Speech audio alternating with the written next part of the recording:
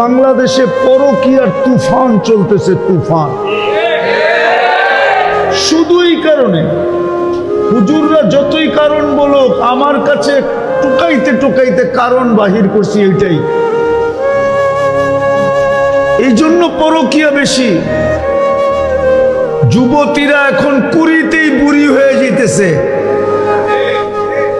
তো পুরুষ পরকীয়া করবে না তো কি করবে? একাধিক বিয়ার প্রচলন তো আমাদের দেশে নাই, তো করবোটা কি? আর এই যুবকরাও তো ইন্টারনেট ঘাটতে ঘাটতে বুড়া হয়ে যেতেছে। ওগরে জিজ্ঞাসা করেন, ওরা আমার উপরে রাগ হয়ে যাবে, গাড়ি গুড়ি আটকায় দেয় কিনা আবার আল্লাহই জানে। হ্যাঁ, ওরা ইন্টারনেট ঘাটতে ঘাটতে বুড়া হয়ে যেতেছে।